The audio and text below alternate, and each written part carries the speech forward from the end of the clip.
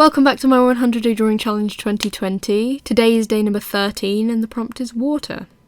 This is the third of the 4 elements prompts, so if you want to check out the first 2, I'll put the links somewhere. Wow, what a coincidence. This drawing looks very similar to last year's drawing. Alright, so I actually loved the pose from last year's drawing, and I thought it was pretty good overall. I really liked the dress and the hair of the character from last year, so to be honest I was just really inspired by that. I did want to change some things though. I definitely wanted to improve like the face and the hair, just the way that the hair is drawn I wanted to change a little bit. And I quite like how this turned out. The sketch took me forever, I don't know why, but today sketching this for some reason took me a really long time. I'm actually not used to drawing characters facing the left hand side, because I draw them pretty much always facing the right hand side. I don't know why, I guess I'm just way more practiced at that and that's kind of my go-to. So maybe that was why I struggled with this sketch a little bit, but I got there eventually. I had to redraw the legs quite a few times and the hands loads. That one hand I redrew like 5 different times, but I ended up with a sketch I was pretty happy with. I decided to do a similar dress on this character as last year, so it's kind of waterfall inspired, like it has the kind of foam at the bottom and it's like a little bit sheer, so it kind of looks like water running down, but also it's a dress, so it's kind of shaped to her figure as well. And I really like it. I think it turned out pretty cute.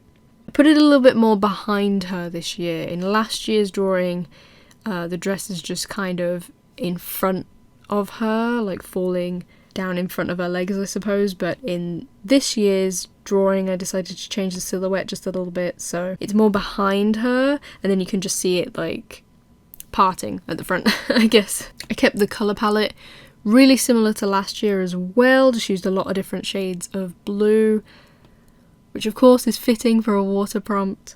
I'm pretty proud of the hair colouring in this one too. The way that I draw hair is hit or miss. I'm not very practiced at it and I feel like there's certain hairstyles that I tend to stick to, so whenever I try to do something different or a little bit more elaborate I tend to struggle with it, but I feel like it ended up okay in this particular drawing. I'm pretty proud of it. I just wanted it to be long and kind of flowing because that's what I think of when I think of water, so I just thought that would look cute on the character, and I'm pretty happy with the way that it ended up being coloured too. Other than that, I don't have too much to say about this one, to be honest. It was heavily inspired by last year's drawing, which I know I've already said, and I just wanted to improve a couple of little things like the anatomy and the silhouette. I changed the position of the arms a little bit and the position of the legs a little bit. Changed the silhouette of the dress a little bit, but they're all little tweaks really. It's very similar to last year's. The one main difference is that I didn't include this big water effect that she's like controlling. Instead I did it as like a wavy line like I did with my air prompt and my earth prompt.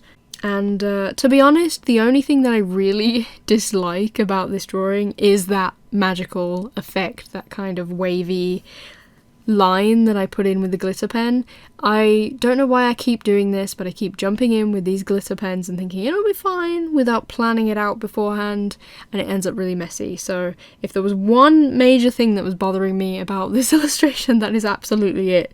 I just feel like I really messed up this illustration by putting that wavy line on there. I just wish I'd planned it out more beforehand so it could have been placed better, but it just looks like a scribble on top of the drawing. I'm so disappointed. The end result I was really proud of, and then I added that wiggly line on there and ruined the whole thing. I'm so disappointed.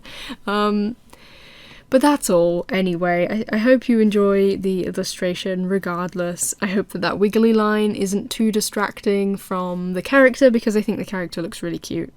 And I hope you're looking forward to the very final element prompt tomorrow, which, spoiler alert, will be fire. So I'm kind of looking forward to it. I'm looking forward to using a completely different colour palette, because I've done very earthy colour palettes a few times in this challenge already, for like the nature prompt and the earth prompt, and then I used a lot of blue for air and water. So now I get to use like bright red and orange tomorrow, so I'm very excited for that.